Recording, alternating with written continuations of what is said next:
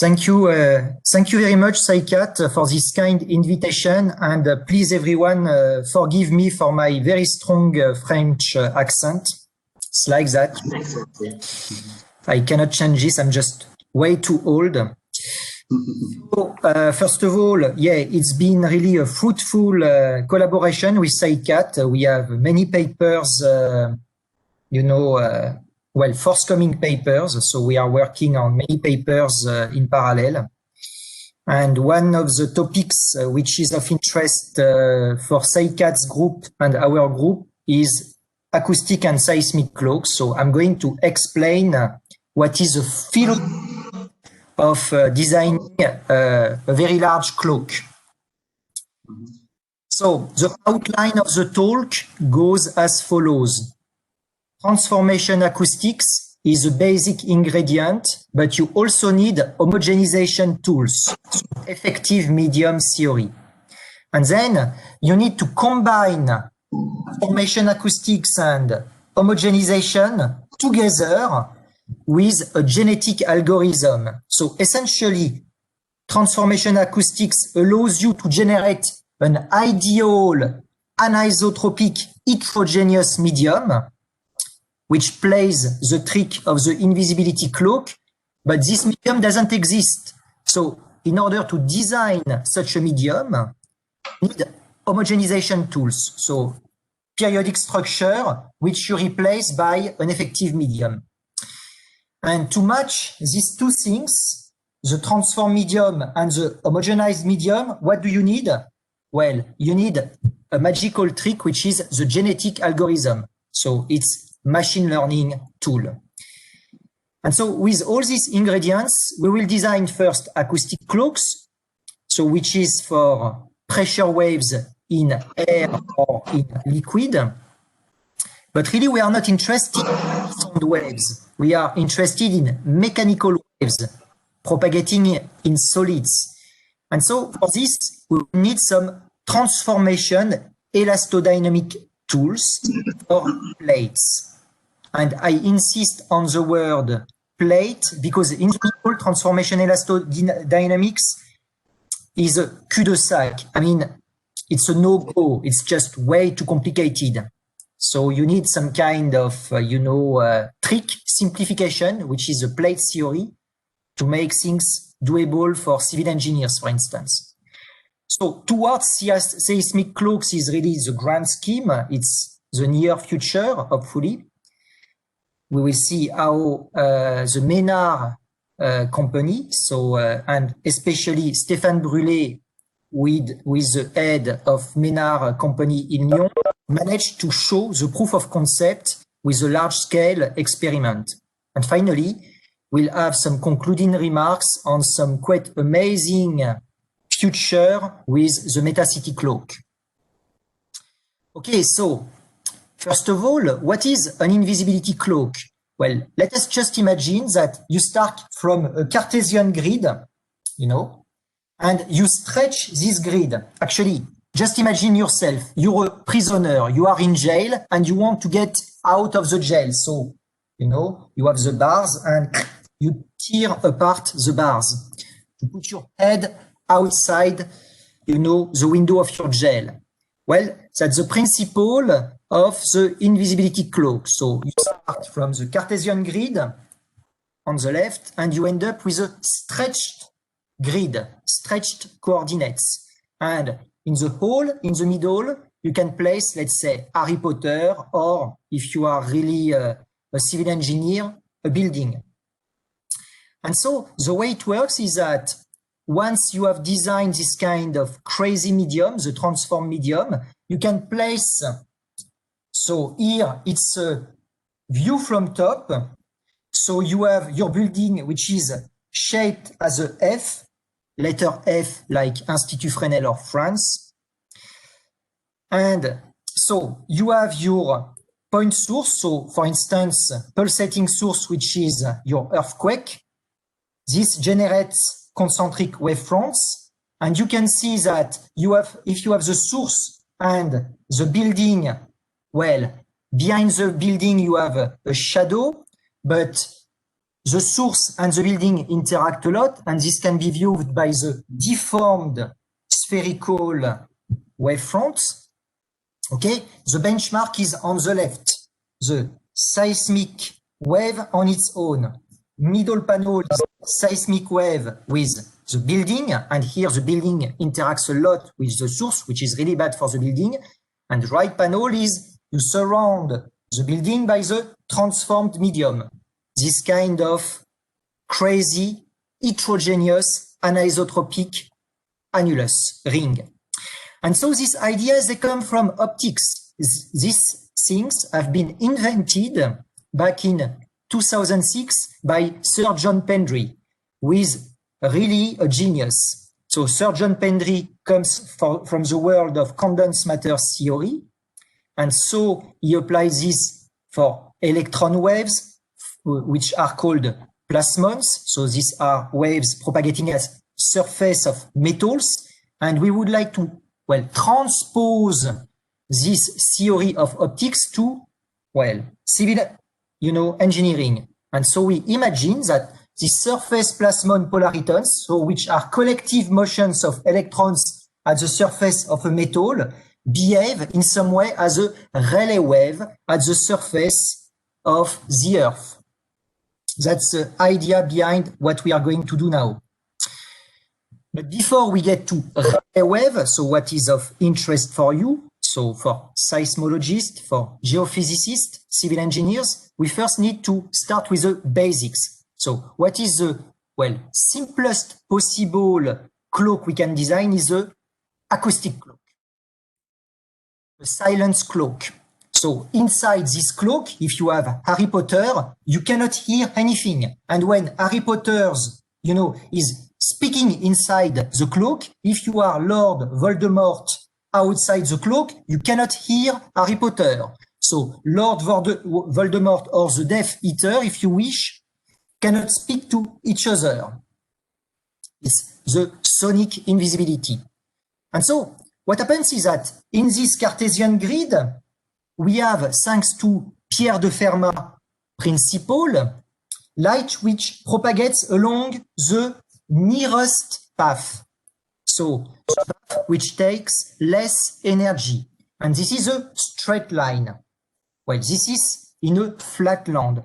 Now, we all know that when, we are a sailor and the boat sails at the surface of the Earth, the closest, the smallest trajectory between 2 points at the surface of the Earth is no longer a straight trajectory, it's a geodesics. It's a curved trajectory. Okay, if a boat goes from France, let's say, to United States, it doesn't travel as a straight trajectory. It follows a geodesics at the surface of the Earth planet. And so this is exactly what happens in the real space. You can see that now your straight line has been deformed. But believe it or not, thanks to Pierre de Fermat principle, this is the smallest, path length. This is the smallest trajectory. And so to arrive at this kind of, crazy medium, we need to apply John Pendry's transform. So what does it do? You start from the virtual space, so Cartesian grid on your left, you take the origin of your circle.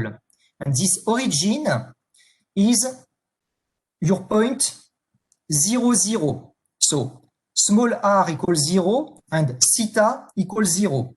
And then you map the angular momentum, the azimuthal angle, onto itself. So in the transformed, stretched medium, theta prime equals theta, as you can see.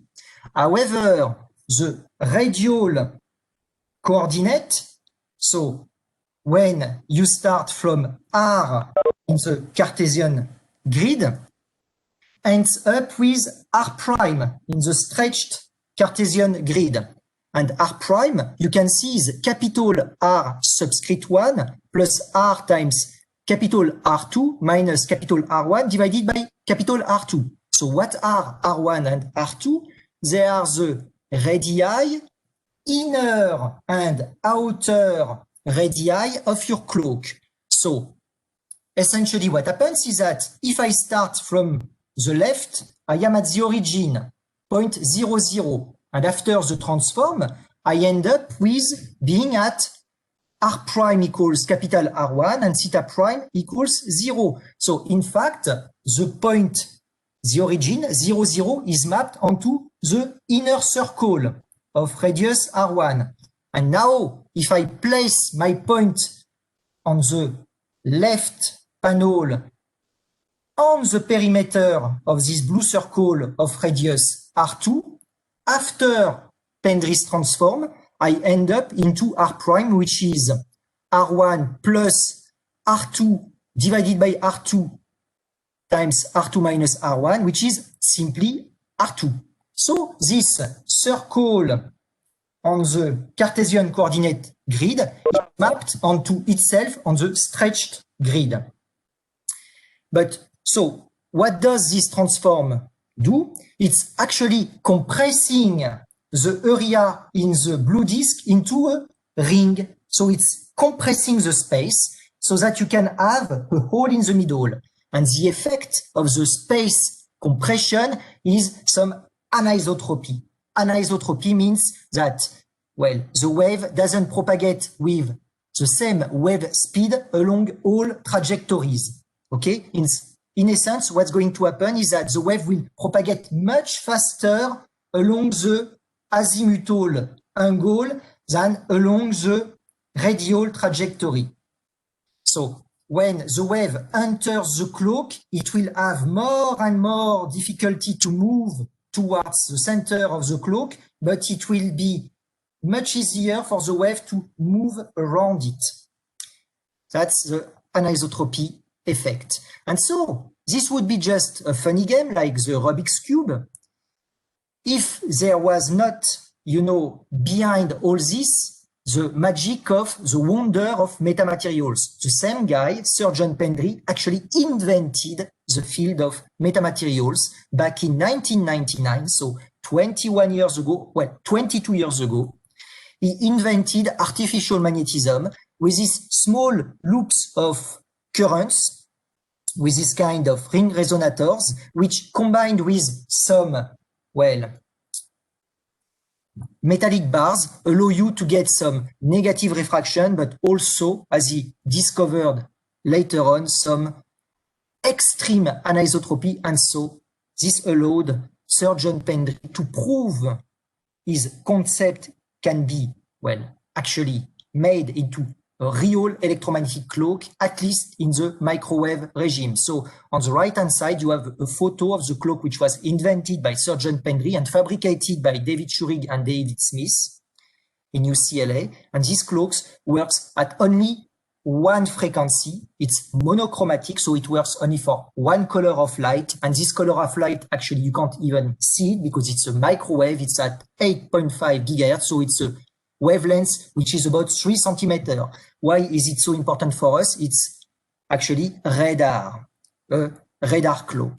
You can see all the military potential applications. Okay, so that was for the philosophy. So now, and what I'm showing you applies actually also to plates.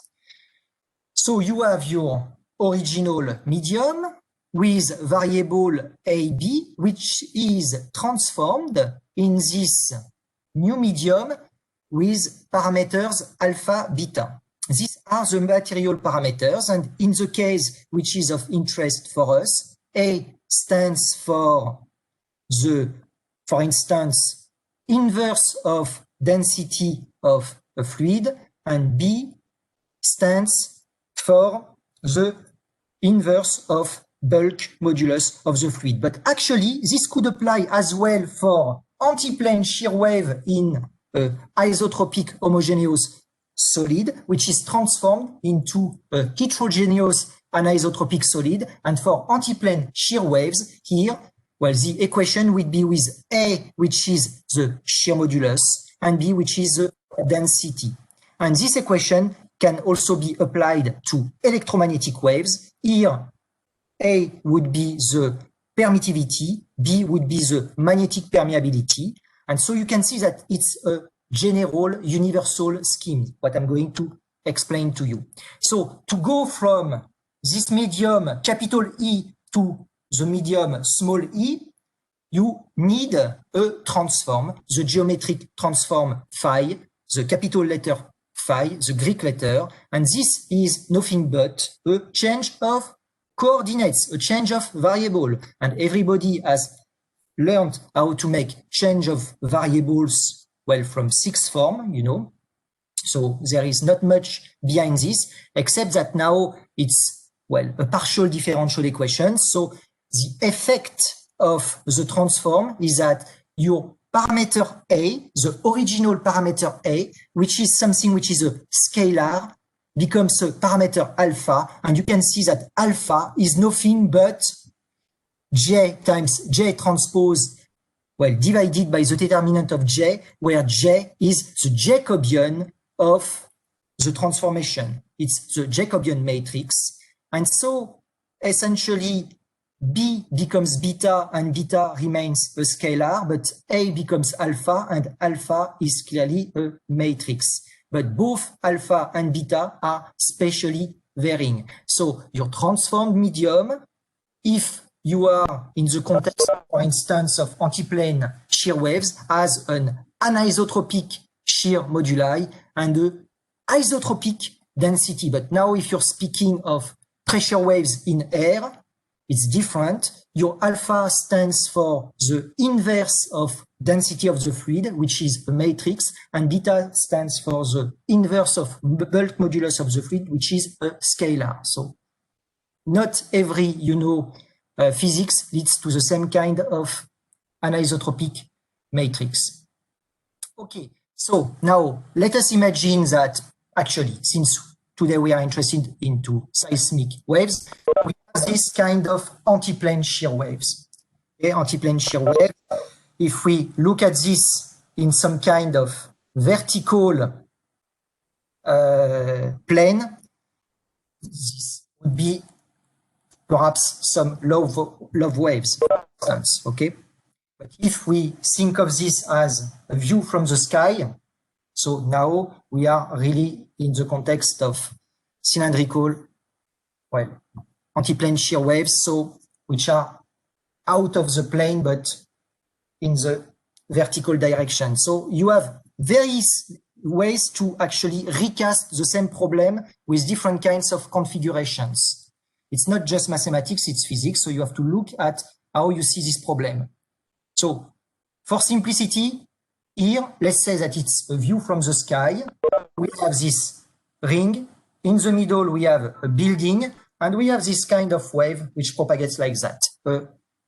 Well, out of plane shear waves. And so what do we get? So on top, isotropic homogeneous soil. So the wave is a plane wave.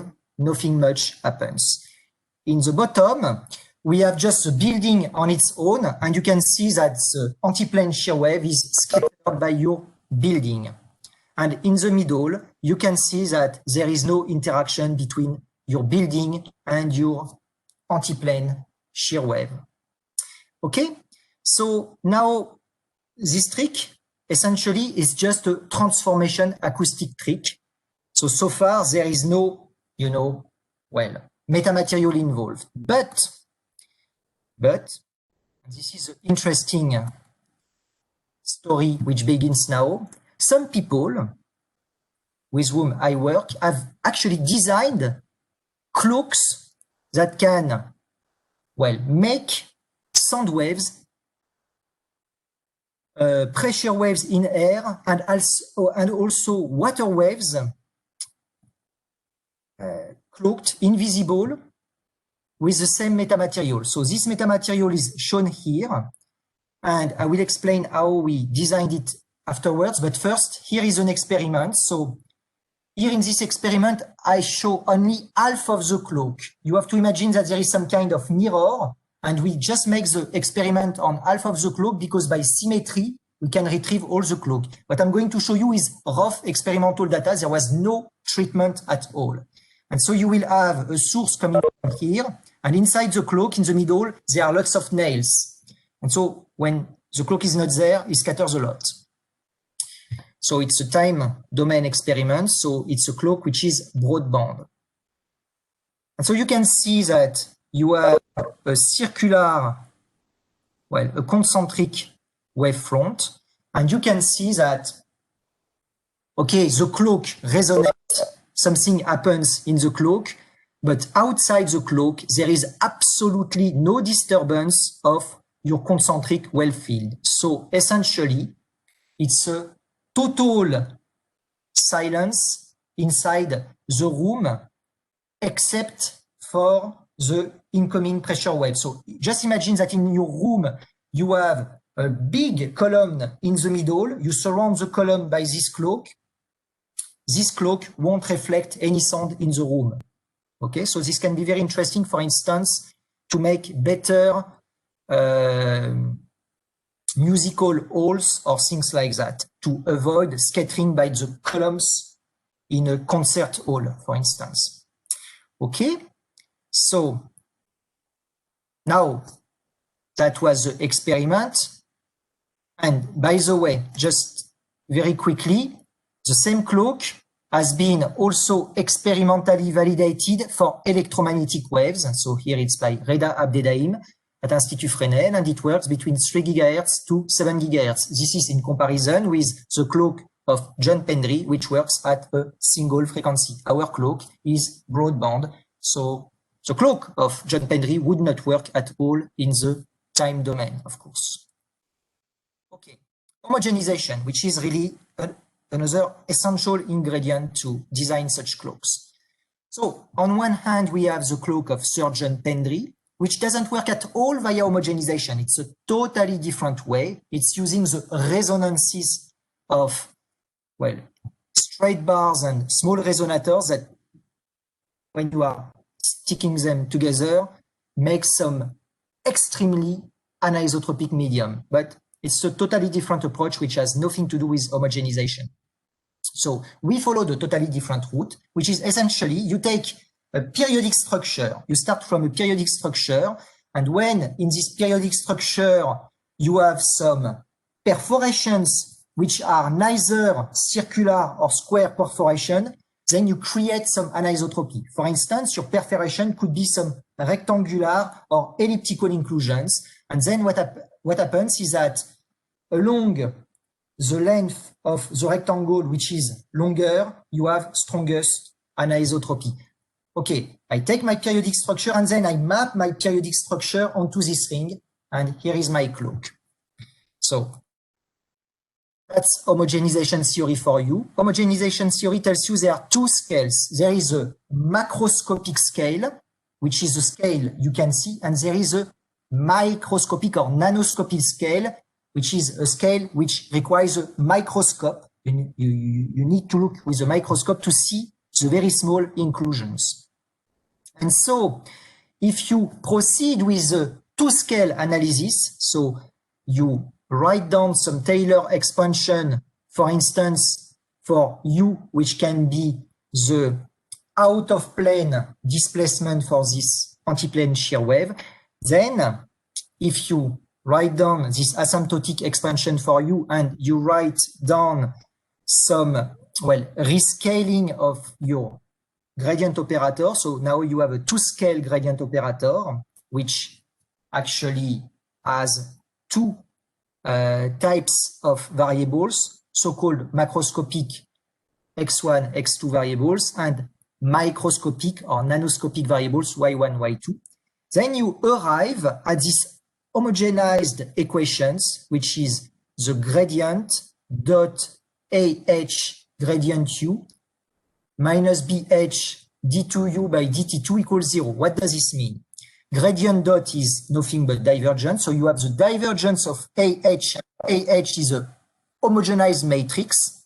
Here it's the shear moduli applied to gradient of UZ, so out of plane displacement, minus BH. Here our BH is going to be our density, and the density is nothing but an average, a simple average of the density on the microscopic scale times the second order derivative of uz, well, with respect to time, equals 0. So that's the wave equation. It's nothing but the wave equation, but in this wave equation, what is very important is the parameter AH, as you can see, the matrix. And this matrix is actually computed via what?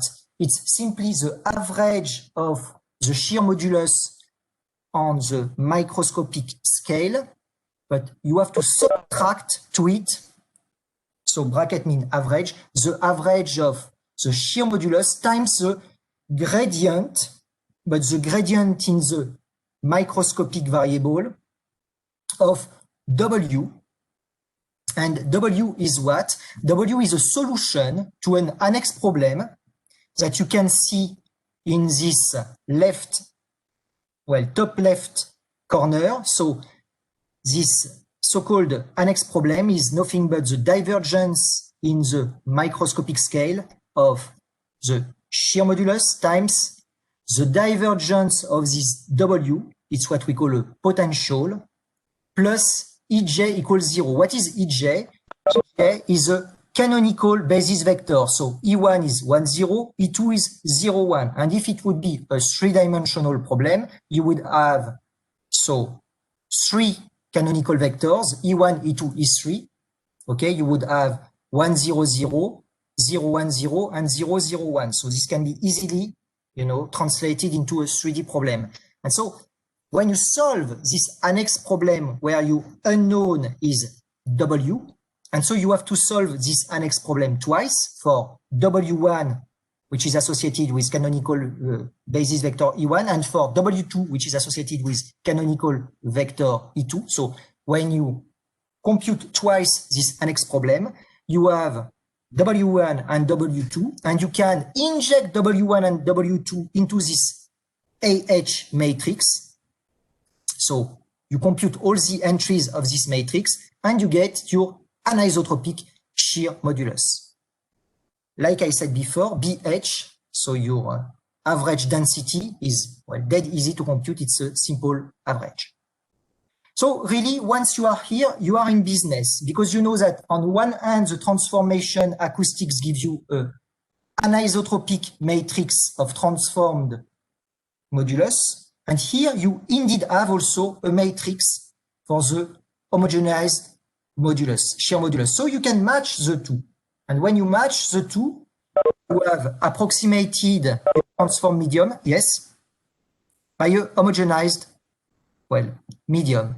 And how do you do this? You need to use the genetic algorithm. That's really the essence of, well, designing seismic acoustic, electromagnetic, acoustic, whatever clocks. So genetic algorithm, how does this work? So direct problem. We start from perforated periodic structure. We end up with homogeneous anisotropic structure. That's a direct problem. But here we have an inverse problem. We want to do inverse engineering. You've got this transform medium with parameters alpha, beta inside the ring. So this is the transformed parameters. And you want to work out what is the structure in the ring that would create this. And this is done, this reverse engineering via the genetic algorithm. So why do we call this kind of optimization genetic algorithm? Simply because it follows really, evolution, Darwinism. It's only the best solutions at each generation which survive. Any weak, bad solution will disappear with evolution. So we start, the starting point is a cell with an ellipse, because we know that a cell with an ellipse inside will lead to some anisotropy. Okay? You have to imagine that this cell is repeated and down, left and right. It's a periodic structure. And this cell has inside it some parameters. The small axis, the large axis of the ellipse you have inside the ellipse just air.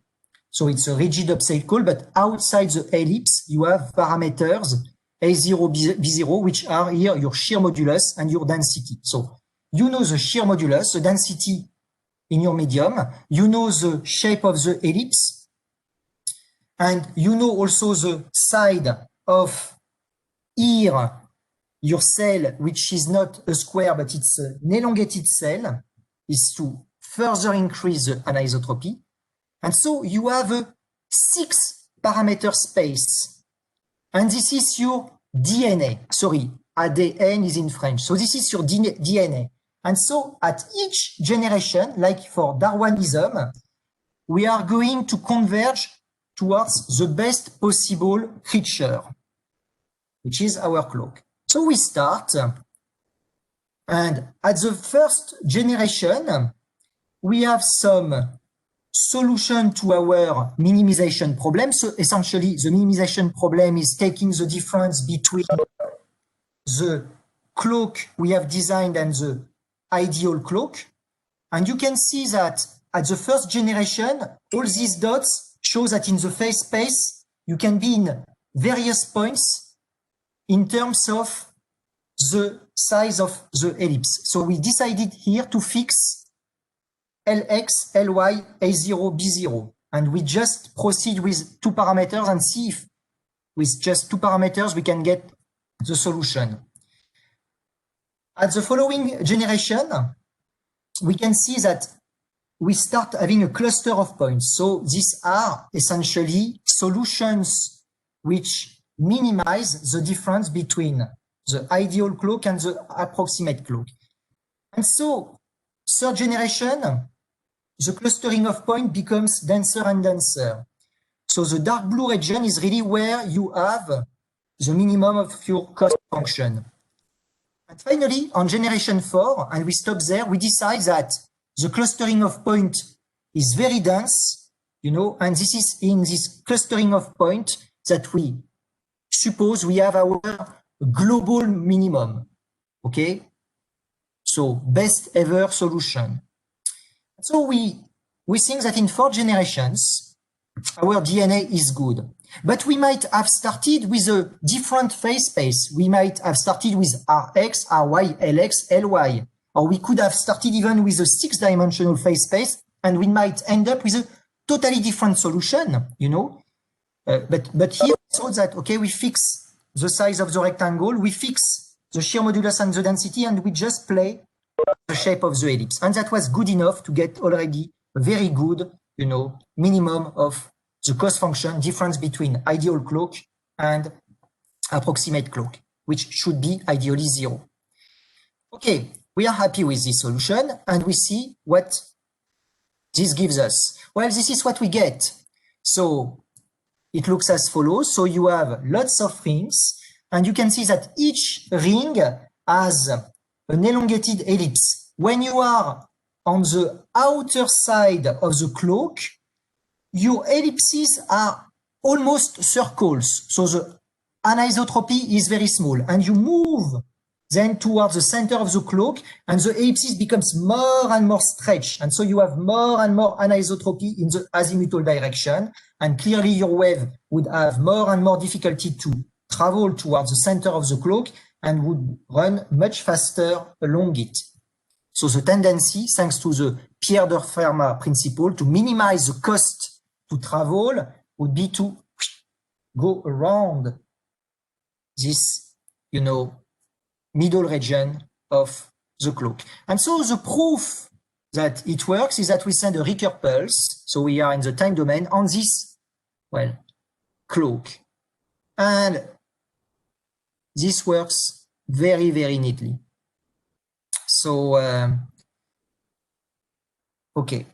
Alors, all these computations, I should say, have been performed by Luca Pomo, who was a PhD student of mine and some people in Marseille and Los Alamos. And these computations have been done while Luca was on a scientific journey, 6-month journey, in the Los Alamos National Laboratory. He was using their computer facilities. So let me run this again, and you can see that the wavefront is distorted inside the cloak, but then after the cloak, it is reconstructed and you really have a plane wave.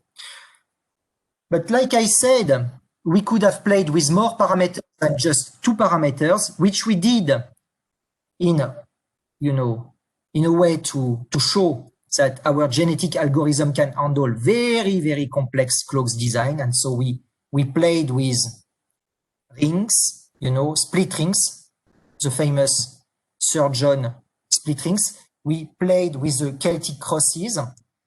And it turns out that actually the best solution we came up with so far is simply the ellipse, because you can see that in the case of the Celtic cross, rather than a cloak, you get some kind of, lensing effect. So the genetic algorithm actually failed to converge for the Celtic cross. We had to stop after a few generations because Darwinism, in that case, evolution was not working for some reason. So far so good. We are very happy, but we played with a very simple problem. But, as we all know, well, seismic waves, they are way more complicated than that. First, the equation is not, well, an equation with a scalar unknown. So now it would be the Navier equation, which is a vector field. Second, this equation would be a tensorial equation. You would have rank for elasticity tensor, for instance. So things tend to be more difficult when we move to seismology. So if I take a vertical cut of the surface of the Earth, it's how it looks like. You have various layers of soil and rocks. They have different stiffness, density. And so here we would like to look at a very specific problem, very simple problem. So you are in a sedimentary basin. You have a very stiff layer. So this could be, for instance, compressed soil. And on top of this very stiff layer, you have a soft layer, sand-like layer. And we would like to look at the case when the waves are guided in the soft layer. So this could be, love waves. And the cloak we looked at before would work for that case, because just think of these cloaks not as a sky view, but a vertical view. They would be designed like that in the vertical plane, and they would work for love waves. But we are not here interested in love waves. We would be interested in this kind of flexural out-of-plane motion known as Rayleigh waves in the context of seismology. Okay, and we want a very simple model. We don't want the Navier equation because, as we will see in a few minutes, the Navier equation, when you transform it, is horrible. We want to look at the plate equation. So the plate equation is also a tensorial equation, but the good thing is that U, the unknown, is a scalar. So you have the out-of-plane displacement, U is UZ, and you are just interested in UZ. You assume that all three components of the displacement field are not, well, intricated, So you can take just the out-of-plane displacement and you just look at this. And so the equation looks like that. Now you have a Laplacian applied to this tensor, which is a stiffness tensor. It has 16 components, applied to the Laplacian of the, UZ displacement minus the density times the plate thickness, h, times the second order derivative of UZ divided, with respect to time. So if you remember well, before we have seen the same equation, but instead of having this delta, we had this nabla. So instead of having now a second order derivative in space, we have a fourth order derivative in space. That's the Kirchhoff-Love equation. So order 4 derivatives needs way more boundary condition to set up the problem correctly. And so that's a bit more challenging.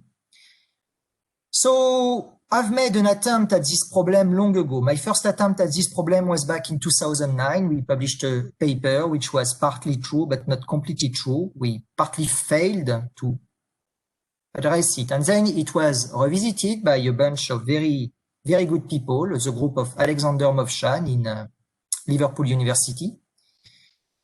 I am a former postdoc of Alexander Movshan, who is a very serious guy, very good in elasticity. And so they looked at the solution we proposed in Physical Review Letters back in 2009, and they thought this solution is not good enough. So they looked at our solution and they said, well, this guy, what they forgot to take into account is the fact that really this is a tensor equation. Even though the, well, unknown u is scalar, this d, this elasticity stiffness tensor, really is a rank force tensor, and we did not treat it this way at that time. And so they said to achieve cloaking in a plate, you need to pre-stress the cloak in a very strange way, because you need to pre-stress it at every single point of the plate. And so their solution for me was not acceptable from a physical standpoint, because I thought nobody is ever going to use this in seismology. You're never going to pre-stress a soil. So, well, there was this group of Martin Wegner. They did some experiments in 2012, citing in their abstract our paper of 2009. And their experiment looks pretty good, and there was no pre-stress. So I thought there must be a way to get away with pre-stress as proposed by Alexander Movshan. And so we actually looked at the solution of the group of Liverpool and thought, well, there is one single mistake they've done. They corrected our work, but they should not start from a homogeneous isotropic cloak. They should start from an anisotropic heterogeneous cloak and map it on a different anisotropic heterogeneous cloak. And if they do so, and this is what we did, you end up with the largest class of solutions. So they missed some solutions. They only looked at some solutions, a very small part of the class of all possible solutions. So we completed their work, and we worked out that if you look at this problem with our approach, renewed approach, you can find there is a specific class of transformation which do not require a pre-stress of the cloak to achieve perfect cloaking. And so this is the kind of cloak you can design which doesn't need any pre-stress of the plate.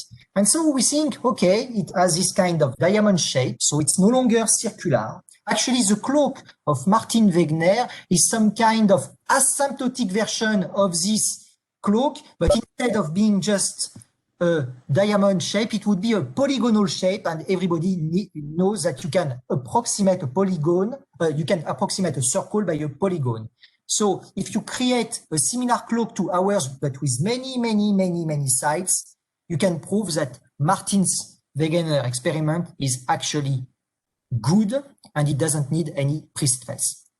So we tested actually first the cloak on a scalar problem, because it's a cloak we were not well used to fabricate, so with this kind of straight boundaries, and it was working very neatly. But then when we reproduced the same numerics for the, well, you know, more complex plate problems, we saw that there was still a bit of scattering. And this is actually the state of the art nowadays.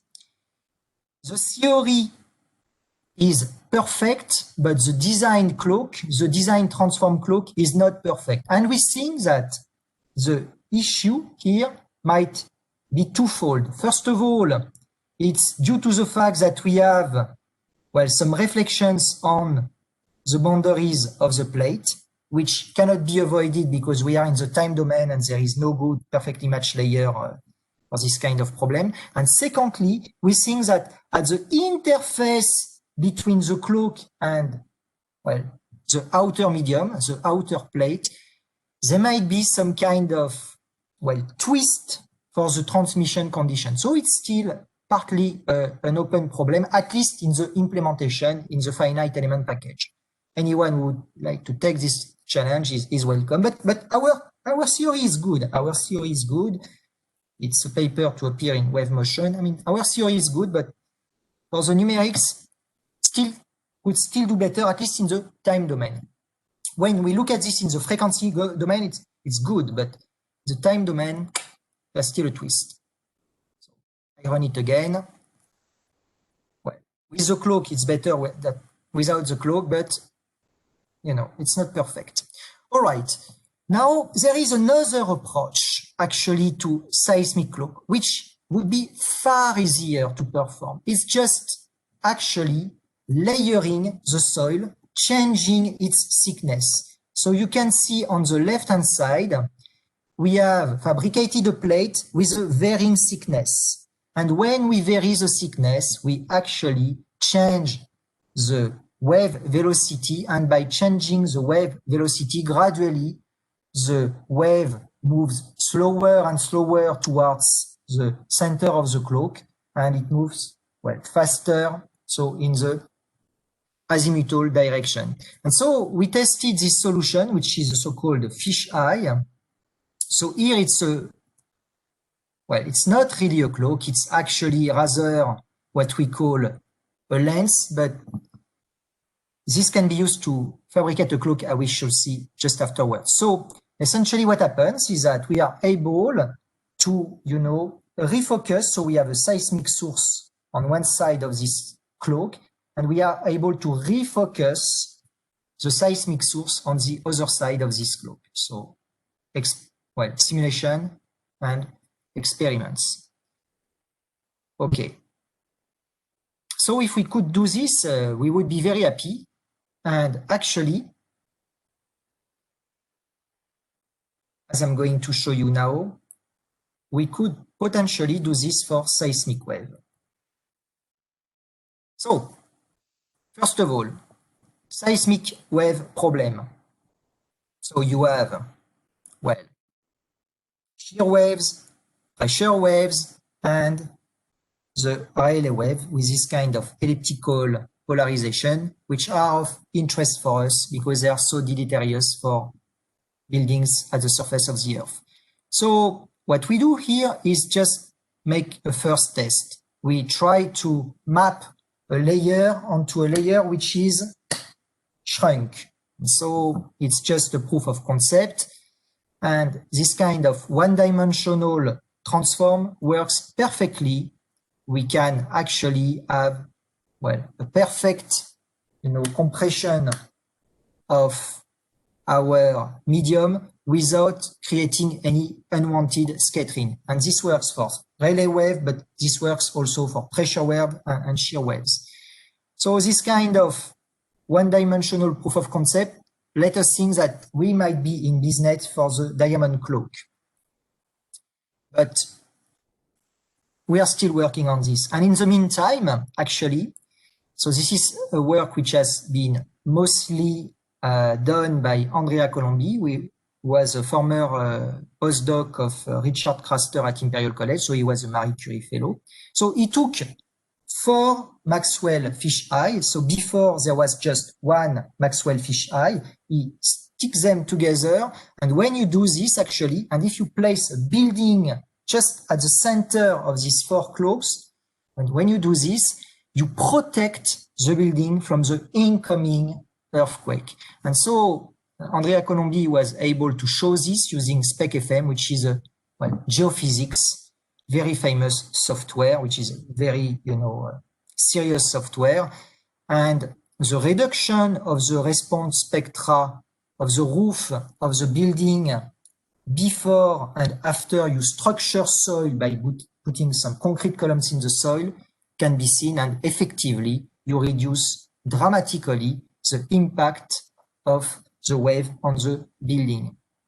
And you can see on the right-hand side that you have an incoming plane wave, and outside the, 4 fish eye, on the exit, you get a reconstructed plane wave. So it's invisible for, well, seismic waves, because before and after the system, it's still a plane wave. And inside this kind of seismic cloak, you have really a building roof protection. Okay, now, here is why it is so hard to work with Navier. If you take the Navier equation, so you take into account all components of the displacement field, you have to solve divergence, so gradient dot C. C is your elasticity tensor, so the elasticity tensor in 3 dimensions has 81 components.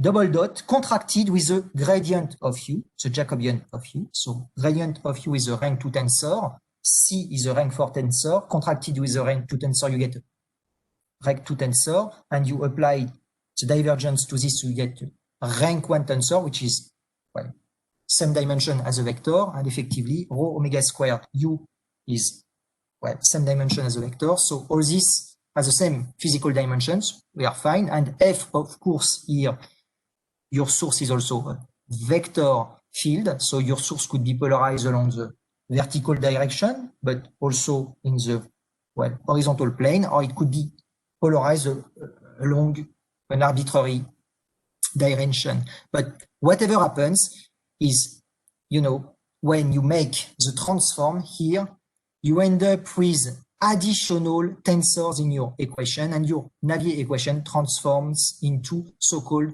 Brian-Willis equation, which is a real mess because you have rank 4, rank 3, and rank 2 tensors. By the way, your density tensors your density rho, which was a scalar at the beginning, now is a matrix value rank 2 tensor. So it's a mess. We can't work with this. It's just nobody can envisage to do anything with this in terms of seismic law. So we have to really, you know, work our way through a simplified model. And this is what we did with a bunch of very talented people. So André Diatta, Younes Achaoui, Stéphane Brûlé, so the civil engineer, Stéphane Enoch, so who is the vice president of Aix-Marseille University.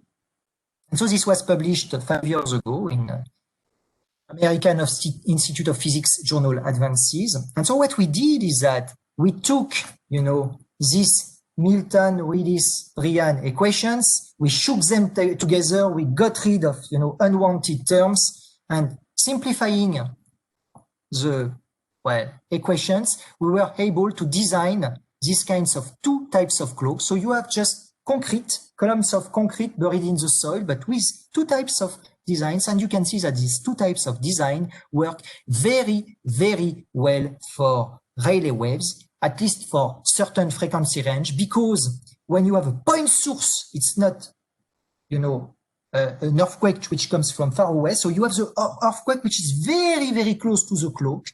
You can see that you have a concentric wavefronts before and after the cloak, and inside the cloak, you can see that the amplitude of the wave is much lower. And this was actually computed in this paper. We reduced by, from memory, more than 60% the impact of the, well, Rayleigh wave on, you know, a building inside the cloak. And so you have this kind of artistic view of what it would look like in real life.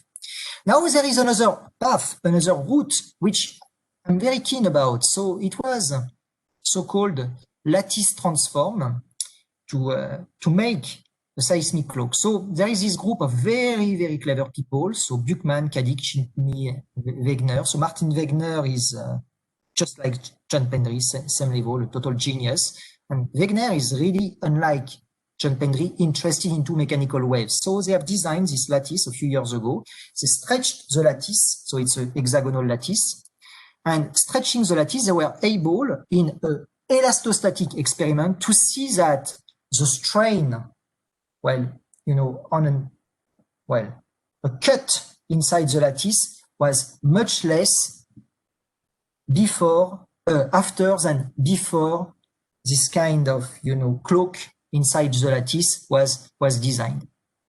And so the way to design the cloak is just taking the lattice and applying Sir John Pendry to the lattice to, you know, reshape a little bit locally the lattice. And but that was a static experiment. There was no wave, and so we, together with these people, we looked at what would happen for low frequency waves. So here we are in the seismic wave interest now. So just imagine. So you have your cloak. So you are in the vertical plane. You have your cloak. So these are cylinders. Okay. So they are invariant along one direction, and they have the shape of this lattice. And if inside this cloak you have, let's say, for instance, an underground, you have your tube, London tube. So the tube is running, and then it would create some, noise, ground vibration. And we don't want this ground vibration because you have people living nearby. So to make sure that this ground vibration of the tube do not affect the outer world, well, we designed this kind of lattice around, this tube, London tube. And with this lattice, we are able to dramatically reduce the ground vibration. So we are quite happy because this looks quite feasible to us. And okay, it's been published only recently. So that was an alternative approach, not using homogenization, not using anything, just a transform, stretching a lattice. Well, fair enough. Now, going back to our, vision of a seismic cloak. So really, we started from the work of Sir John Pendry, so this electromagnetic cloak. So it's what I call E, panel E. Then, since this cloak works at a single frequency, we designed an alternative cloak which works over a broadband range of frequency. And that was the water wave electromagnetic sonic cloak. The same cloak, the same material works for various types of waves because this is essentially the same wave equation. You just have to change the name of the parameter. In one case, you can call this gravity. In the other case, you can call this density. In the other case, you can call this shear modulus. But anyway, same equation, same governing equation, different physics. And then with this cloak, which is 20 centimeter of diameter, you scale it up. Now it's 200 meter in diameter. And these are boreholes in the soil or concrete columns in the soil. And in the center, you place your building, and hopefully your building will remain intact after the earthquake. So that's the grand scheme, but we are not yet there. What we have done so far was to show that we could interact in a very efficient way with seismic wave just by, drilling holes in the soil in a periodic fashion. So what would remain to be done then? It's taking this periodic array of boreholes and mapping it onto a ring, and you would design your cloak. So anyway, that's what has been done so far. So that's an experiment from Ménard, and this was published in Physical Review Letters in 2014. This was the first ever experiment of a seismic mathematics. So it was in the Alps. So it's not Himalaya. The largest mountain in the Alps is 4 kilometers in altitude. In Himalaya, I think it's 8 kilometers. So you have Stéphane Brulé asking his guys.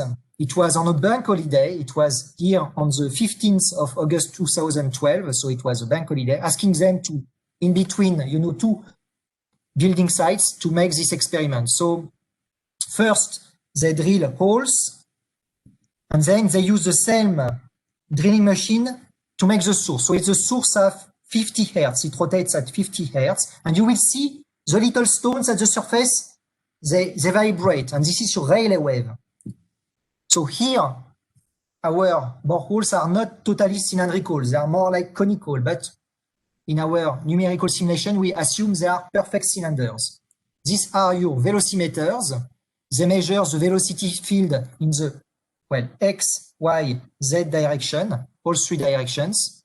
And from the velocity field, of course, you can infer the displacement in all three dimensions. So now it goes on their printer, they record it, then they can extract this data.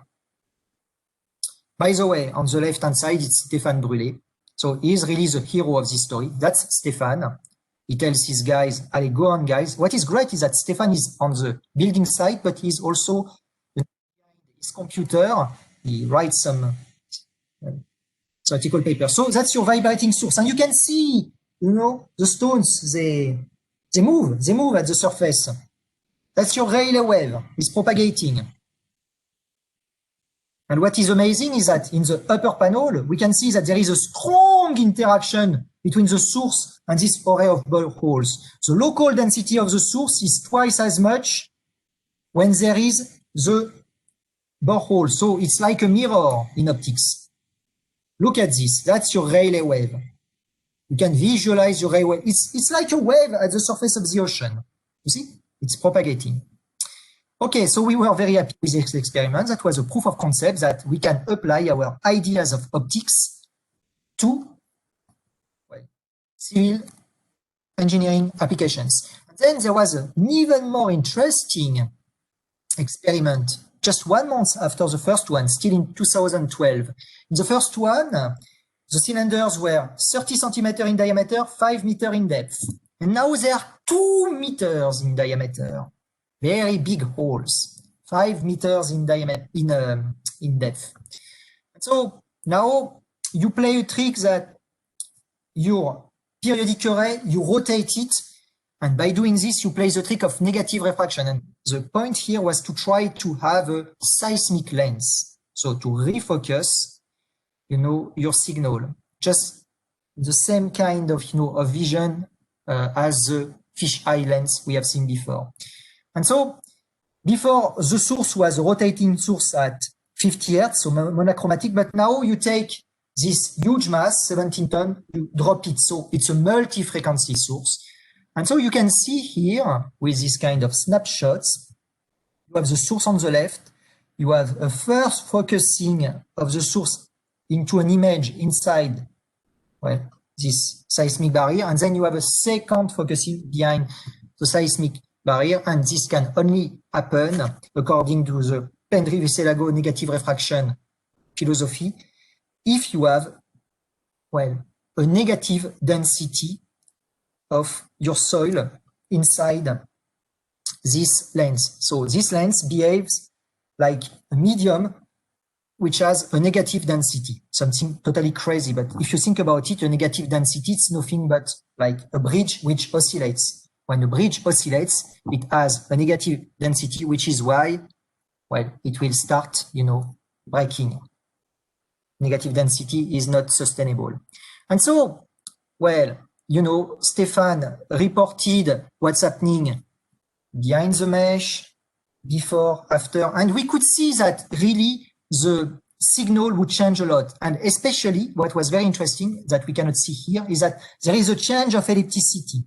So essentially, we know that it's better to have an ellipticity of the Rayleigh wave, which is vertical than horizontal. Horizontal is more deleterious. And we can change the ellipticity, actually, of the Rayleigh wave before, inside, and after the lens. So playing with the ellipticity, so the vertical to horizontal ratio, we can also protect our buildings. That was really a very nice paper published in Scientific Reports after a battle in many, many journals. And so here again, there was a very neat agreement between experiments and numerics, just elastic plate numerics. So the Kirchhoff law, well, force, you know, order partial differential equation. And so we were very, very happy because all this shows that our ideas can generate, well, working designs. And so what are my concluding remarks? We started with really a story, well, as proposed by Sir John Pendry back in 2006. So an invisibility cloak, which is a paradigm of electromagnetic transformation optics field. You know, Pendry is someone who is very good for outreach. He can talk to mass media, and he saw that proposing a cloak would be way more fancy than just saying, oh, look, I can just stretch some coordinates. So we designed a better cloak, in my opinion, than the 2006 cloak of Sir John Pendry, which works only at a single frequency. But he proposed the first ever cloak, so you know he's a genius. We are just followers.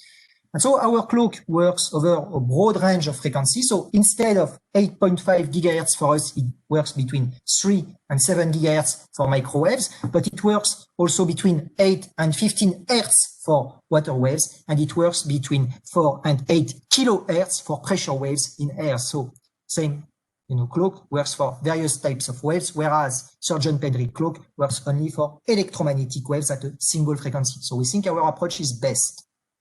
And so our approach also is universal. You can apply it to certain extent to the elastic plate theory, which is good enough for, well, seismic, clock design. But there is more to it. You can now think, I could actually think of, building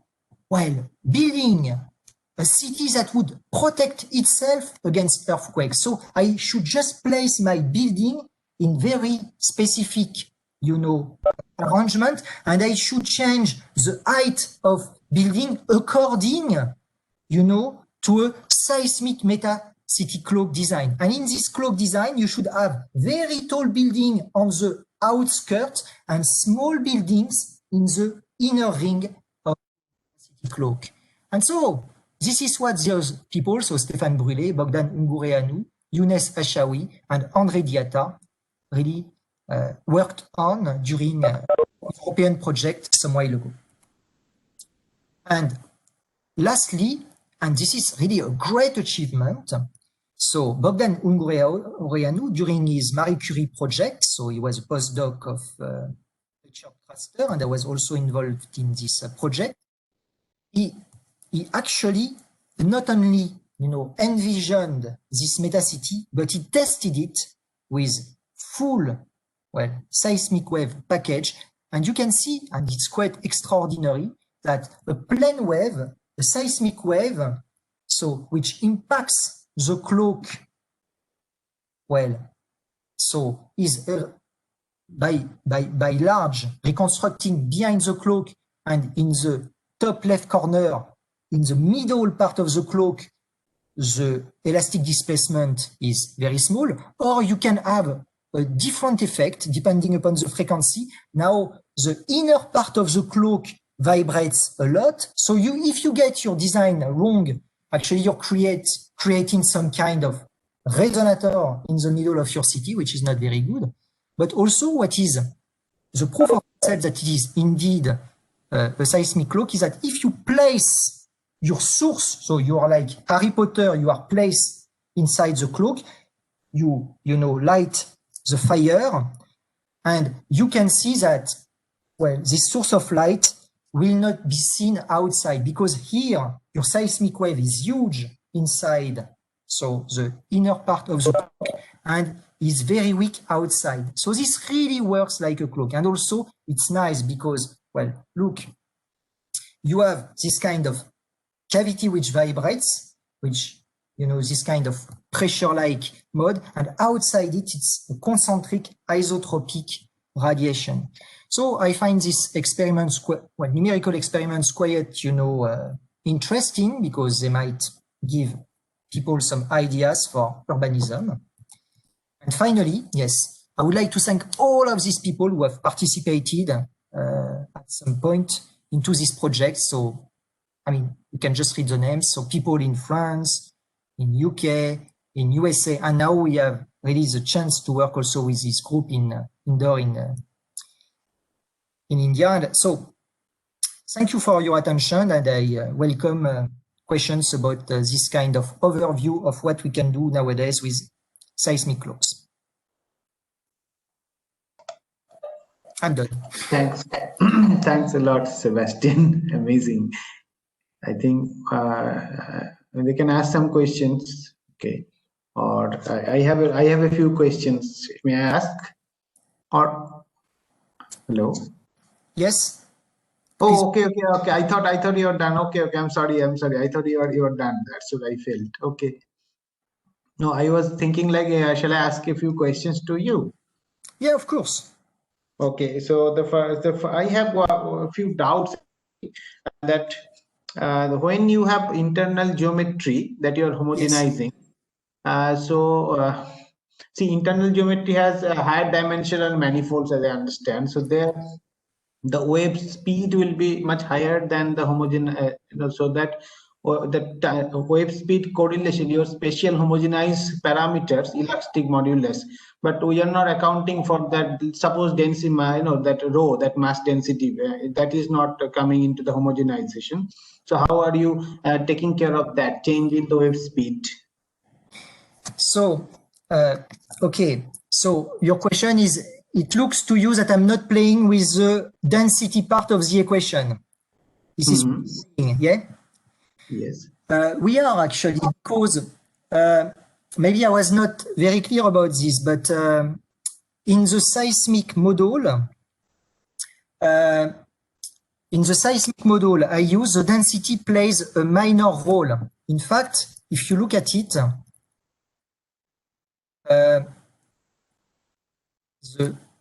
so my model is not a full model. You have understood that, it's a very approximate model. No, I know the effect, yeah. So here, the density has nothing to do with okay. The density is not involved first in anisotropy.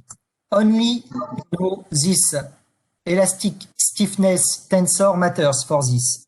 But what the density does effectively is that it is important for impedance matching purpose. If I don't get the density right in my equation, what will happen is that I will accelerate as I should the wavefront along this azimuthal direction, but since there will be a mismatch in some kind of wave speed outside the cloak, there will be lots of scattering.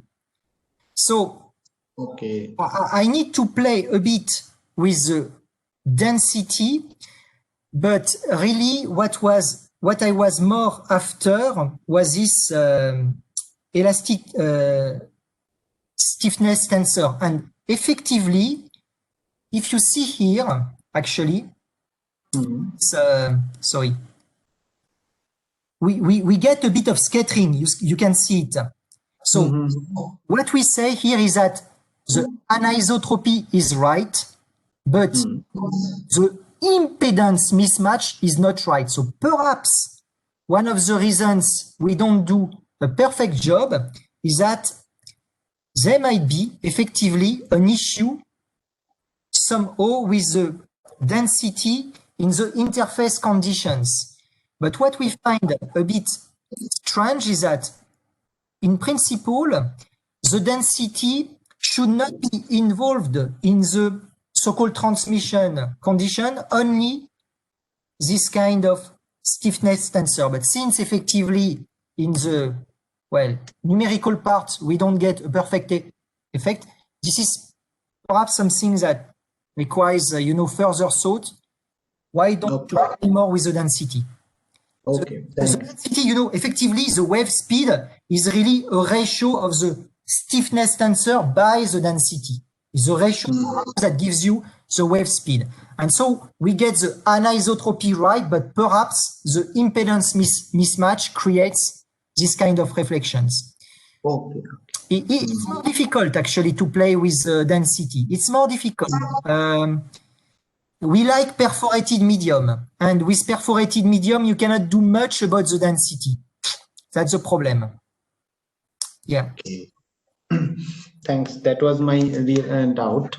So I think others can ask some questions if they have. Can I ask one question? Yes, yes.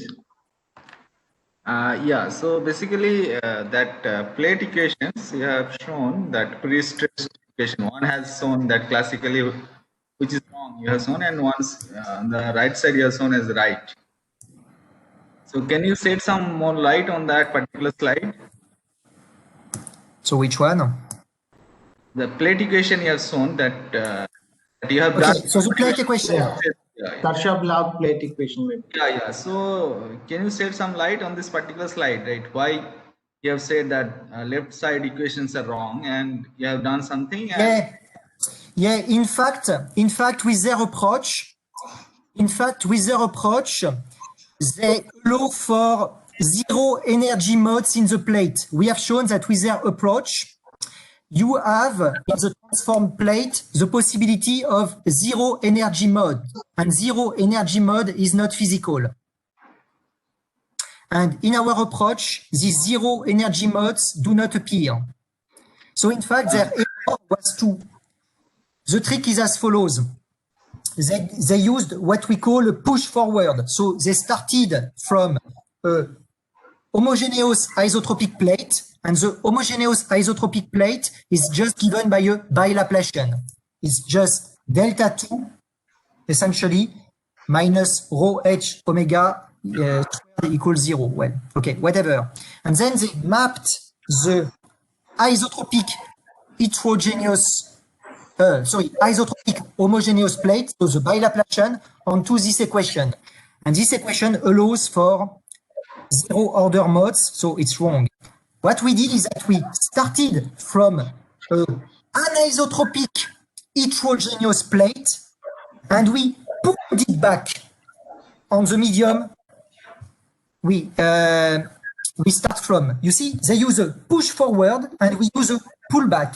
So we map the most general equation onto an equation which is less complicated. And what they started from is a trivial equation, mapping them on something which allows for zero energy mode, which are not admissible. Yeah, so in that case, what I understand that the classical Piola identity should be modified, right?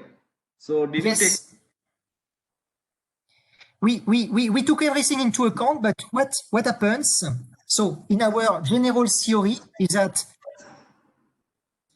this DIJKL, which is in green, it has a very nice form when you have this kind of diamond shape. This DIJKL becomes homogeneous. It's not spatially varying. And besides from that, these additional pre-stress terms, they are equal to 0. But this only happens because, in fact, the Hessian of the transform, so the Hessian of the transform is a second order Jacobian, vanishes for this kind of transform. I mean, we played a trick that Movshan and his team could not see because of their, well, smaller class. If you wish, they map a trivial equation onto an equation which is only part of a larger class of equation. And actually, the class of equations they have is not right because there are zero, well, energy modes which are allowed. And some mathematicians have also noted this, but 2 years after us. So some, yeah. So we are not allowed to say that. But so there is still an open question. To be fairly honest, it's why we don't have perfect clocking, and so there is still an issue. Oh, by the way, it's very important. These are the first ever numerical simulation in the time domain with a recur pulse for a clock. Martin Wegener did not do this, Movshan did not do this, because here also there is the issue that we send a recur pulse. So this is the most difficult possible case in the linear regime. Okay? So we don't hide anything in our publication, by the way. We just say this is what we get. We think so far this is the best thing people came up with, but it's still not perfect. So it's still a challenge, you know. Something possibly is wrong with the wave speed because of this density. We don't see the density playing a role, but you know, the devil hides in details. So perhaps in the transmission conditions, yeah. This requires my view is that the theory is fine, but the numerics, they lack something like perfectly matched layers on the sides of the plate. In my view, the reflections come rather from the sides of the plates than the clock itself, but maybe I'm wrong. my co-authors and I, we were never in total agreement on this.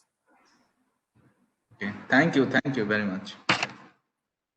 And again, this equation is just an approximation in the thin plate. You know, your true equation, that's the one. Look at the complexity. So you have this tensor D. Alors, E, the tensor E is some kind of inertia, and the tensor D is some kind of rotation. So C is symmetric, and the rank 3 tensor D brings some kind of rotation, and E some kind of inertia into the system. It's a very, very complex equation, the Willis equation. And you can't really use it for any design. So you have to throw away these additional tensors. You say, okay, I take D equals 0, E equals 0. Perhaps I need to take rho, which is anisotropic. And perhaps this has to do with Seikat's remark, because here, rho prime, it's not a scalar, it's a rank 2 tensor. So perhaps you can throw away D, but you need to keep an anisotropic density, anisotropic mass, and we know how to make anisotropic mass in a dynamic regime. But for homogenization purpose, it's not very good. Or another way to look at this is you take the Navier equation and you end up with the same equation, but C now is an elasticity tensor without the minor symmetries. We tried this as well. Whatever you do, this equation is bad for geometric transform purpose. It's not transformation invariant, but Kirchhoff law is transformation invariant in some class, you know, of transforms, such as for this diamond or polygonal cloaks, which are a good approximation of circular cloaks. So we really like the plate approach. We think it's a good approach, but not this Willis equation. And by the way, people work nowadays on Willis equation because you can generate a Willis equation with some kind of vibration of your medium. So you can imagine you have a time modulated medium, and in this time modulated medium, you send a wave. Well, this time modulated medium can actually be modeled as a Willis equation, and if you're further stretching this time modulated medium, perhaps you might end up with this equation. So this would mean that you would have your cloak, which would be an active cloak. It would be a time modulated cloak, and this time modulated cloak might behave like what you need, this Willis equation, but that would not be a passive cloak. You see? If you time modulate a medium, you can generate this equation, not with a passive medium. Undoable with homogenization, perhaps with some kind of resonant homogenization, but resonant homogenization is not useful because for seismic wave purpose, you need broadband, as broad as possible. So it's a dilemma. What can we do, you know? Which terms do we throw away? And when we did this, it's already, we were saying, okay, we don't need D, we don't need E. Well, rho, it remains scalar, and this is what we get. And well, not too bad. I have another doubt. So when you are talking about cloak city, when you are designing a city, so do we expect the peripheral like structures, the units that those are basically buildings now?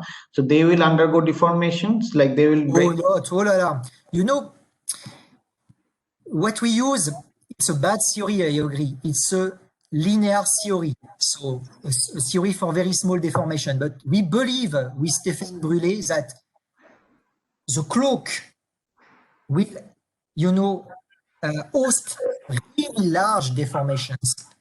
So it might end up being very different in reality, what would be observed.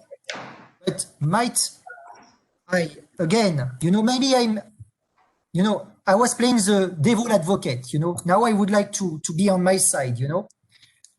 Look, here, you cannot say that it's a linear problem. You drop a 17-ton mass. It's magnitude 4 on Richter scale. It's not, you know, something which is a linear phenomenon. And, well, there is perfect agreement between experiments and this stupid linear wave theory.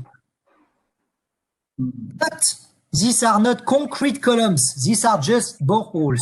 What we believe with Brulé is that when you have concrete columns, you get into trouble. Then you start, you know, having something which might differ a lot from your linear theory. You know, but for a test case, and look, this was in September 2012. It was more than 8 years ago. It takes almost a decade to be where we are today following these experiments, you know, and we are still trying to understand these two experiments, still extracting data from these two experiments, wonderful experiments of Stefan Brullé's group. And so I should say, so other people, the group of Philippe Roux, Andrea Colombi, we participated a little bit to their program with Richard Craster, look at trees. And trees are resonators on the soil. And what is quite amazing is that they managed to have a perfect match between some theory and some experiments in a beautiful paper, which was published in Geophysics Letters a couple of years ago. They called it the Metaforest Project. And it was a real size experiment with a forest. And beautiful match between theory and experiments. And so the linear theory is really robust, you know, the linear theory is really robust. You think it's not applicable? For instance, this paper that should be published soon in Frontiers, a joint work with SEICAT, some people might say, well, this is bullshit. These people are using some linear theory. We believe that it might be, you know, even if it's 70%, 80% true, it's still good enough because we will get the effect, you know. Even if we can just diminish, you know, the impact on a building by 20%, 30%, it's already great. It's already enough to, you know, avoid destruction of the building or the bridge or the railway station, hospital, whatever you want. So this little game, but at some point we need to complexify. Effectively, we need really to add viscosity, non-linearity. We need to complexify. So we need to start from this very simple model and we add up more terms, you know. Maybe it will take 20 more years to get all this right. It's a lifetime, you know. We get job until we retire, I think, with this. True. Don't get bored before. So any other question from the group? By the way, please bear in mind, the cloaking theory was a linear cloaking theory. What happens now in the non-linear? God knows. I don't know if you are in the non-linear elastic theory. I don't know what happens. Terra incognita. Okay. Hello, sir. When you add viscosity, what happens if you have an equation with viscosity? You apply the geometric transform. You get anisotropic viscosity, some kind of crazy things. Can you use homogenization to get anisotropic? I don't know. Anything is possible, you know. And people will look at it, will complexify the model, and in years to come, we will gain a better understanding of these experiments. And perhaps we will revisit it completely. We will get a new interpretation. Perhaps it's insufficient, the interpretation. It's not the last word. True. Science in progress in March.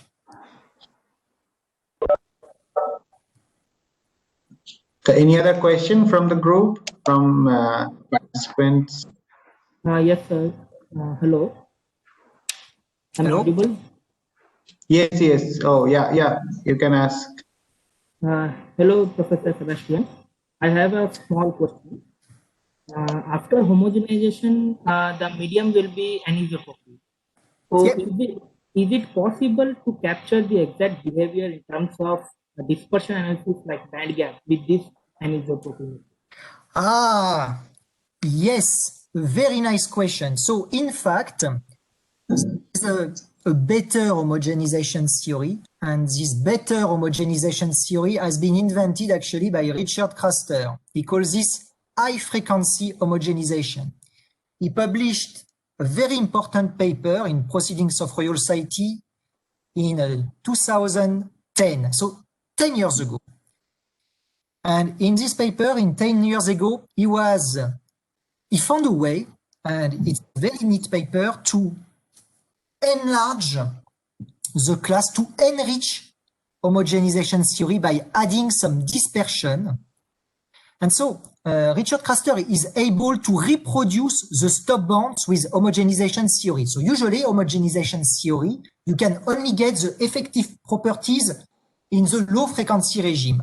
But Richard Craster is able to replace any medium at any frequency by an effective medium, but this effective medium is frequency dependent. And it's non-local because it depends also about the wave block number. And this great theory has been developed by Richard and a former PhD student of him, so Trifon Antonanakis, also for elasticity. So they did it for elasticity, they did it for electromagnetics, for acoustics. And so if you apply their theory, you can actually revisit all these kinds of cloak, and now they become dispersive cloak, frequency dependent, and you could generate a whole bunch of new effects. I totally agree, but this would require throwing away this, low frequency homogenization that I'm using, and instead the high frequency homogenization of Professor Craster. And that's a great thing to do, because you could do the exact same, algorithm. So now it would be high frequency homogenization versus transformation physics, and you would match the two with the genetic algorithm. But now in the genetic algorithm, you would have the frequency, which would be one of the parameters, and also actually the block wave number. I mean, your phase space would be much larger, but genetic algorithms, they can have as many parameters as you want. It's just that it will take supercomputers to make this converge somehow. Yes. I totally agree. I mean, this is a great thing to do, to move away from this long wavelength limit. Thank you, sir. So when I speak to you are the experts in this domain. We are not only interested in the low frequency range for earthquake propose. We are also interested in higher frequencies, for instance, for ground vibration due to traffic noise. When you have airports and so on, when you have railways, this generates ground vibrations, noise. So we want to avoid this, and we could try to have some high frequency homogenization cloaks. That would be wonderful. It's a big program. You need to start from the 2010 paper of Richard Craster. You apply the transformation tools, you shake it with your genetic algorithm, and perhaps you can generate quite crazy designs. Thank you, sir. I will go through that. Thank you. Yeah.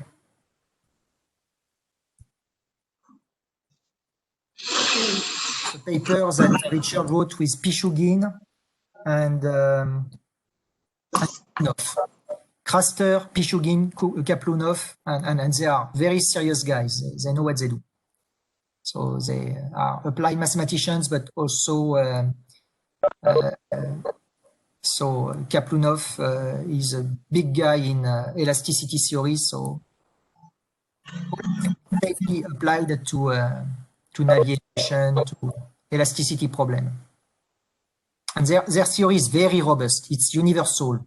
You can, in fact, apply it to any governing equation. And I don't think your governing equation needs to be linear, actually. Their theory is very robust.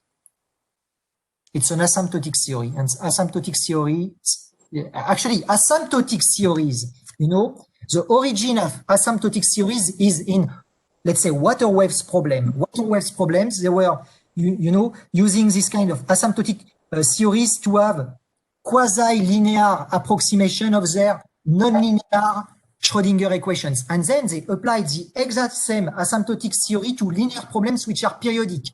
But the origin of asymptotic theories is, so I believe, in making nonlinear problem quasi-linear, to linearized nonlinear problems, to make them more amenable. And so, yeah, their theory would be just perfect for this kind of purpose, because it's an asymptotic theory.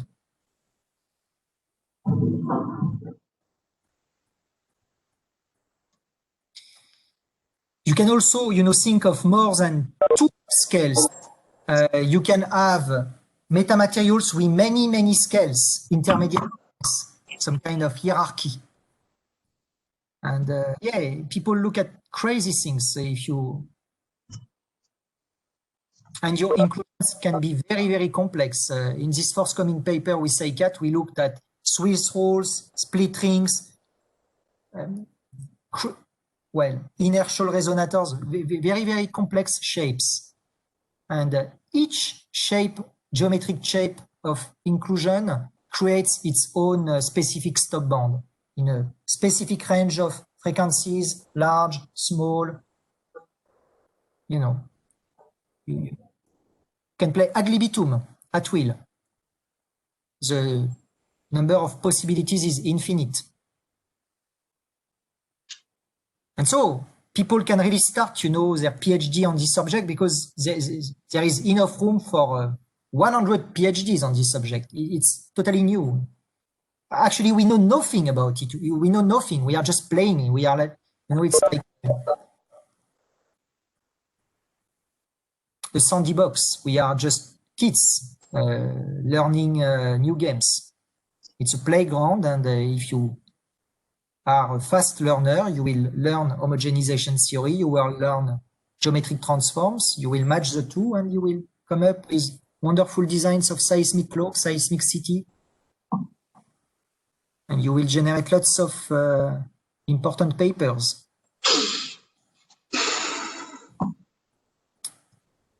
I think, so it's with one paper in 2014 in this topic, and now there must be like 1,000 papers already on this topic of seismic metamaterials, and it's growing, growing, fast growing. You have more and more groups, and you can see Harvard, Caltech, Bologna, Zurich, so London, so yourself, some groups in Australia, in China. There are like at least 20 groups worldwide working on seismic metamaterials. Ah yeah, also in Romania, it's a very strong group. Another one in Greece. European projects, Chinese projects in Japan, Australia, United States, that I am aware of. They get fundings to do these things. The objective is to design the simplest possible manufacturable, so cloak. It should be very simple to make, to fabricate, and it should be efficient. That's the big challenge.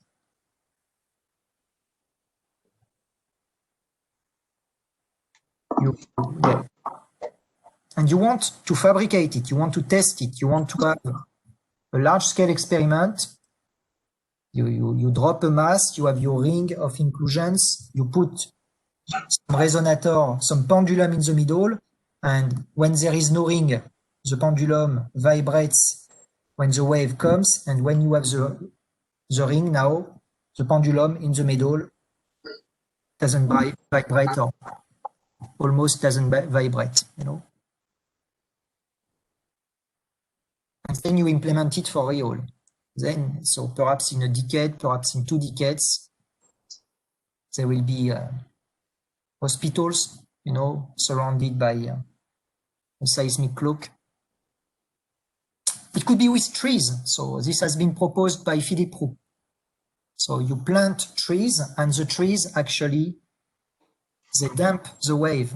It's some kind of diffusive phenomenon. So the wave comes, and then the wave is, energy of the wave is dissipated by the vibration of the trees. And so the nuclear plant inside the ring of trees is not affected, but here it's damping. Instead of propagating in the ring, it's dissipating in the ring. That's what happens with trees. It's not much anisotropy, it's dissipation phenomenon.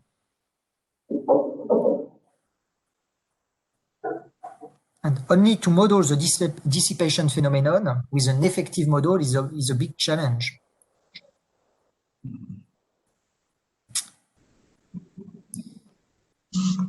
And you can do the same for ocean waves, by the way. Okay, you do the same for the waves at the surface of the ocean. Same principle. You have an anisotropic fluid, and your surface water waves, they behave in a way very similar to Rayleigh waves, at least in the shallow water case. So you could protect coastlines or offshore platforms, harbors, and then you can mix the two subjects. So you can think of, designing a seismic cloak using some water tanks. You can have crazy ideas. I mean, anything with a crazy idea would be more than welcome. We need to test and test and test again. And perhaps there will be solutions that looks totally mad, and this will be the solutions implemented in practice in 10 years. Perhaps the most obvious solution to drill holes is the worst possible case. Perhaps it's not good enough. So water tanks is a possibility, and this is something the group of Sasha Movshan has looked at with some people in Trento or Trieste in Italy.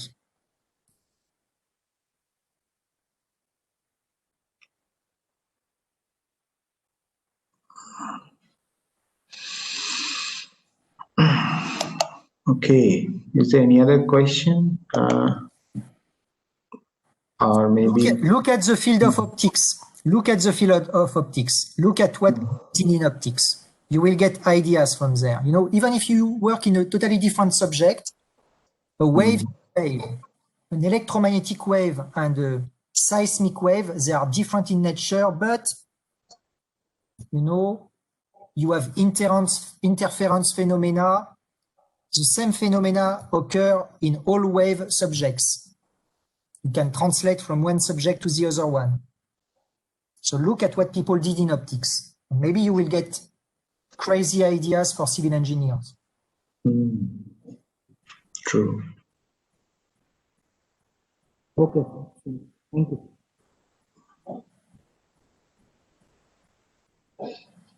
Okay, I think, Sebastian, thanks a lot. Thanks a lot. Thanks for your time and this amazing presentation and clarifying many things. I think we are extremely benefited, all of us. And I formally thank you from all of us at IIT Indore for giving your time and giving this talk. I hope we'll be getting more insights from you in future also. And yeah, I request also all the students and faculty to contact you if they want, if they have any doubts. So thank you. Yeah. Thank you very much. And also, so do not hesitate. Also, I think SciCat can pass you the information to contact Bogdan Ungureanu, to contact Stéphane Brûlé, to contact Richard Craster. All of these people, they always welcome, collaboration, ideas, and so on. And even if people are at the very beginning of their career, even just a word of advice, you propose ideas, and even just, it's totally altruistic. The students said, should I do this or that? Well, perhaps for your PhD, this subject would have a bigger, a larger impact. You want to have an impactful PhD. You don't want to do something which is dull, boring. You want to do something which is challenging. It's risky, but high risk, high gain. If you win the jackpot. You win the lottery.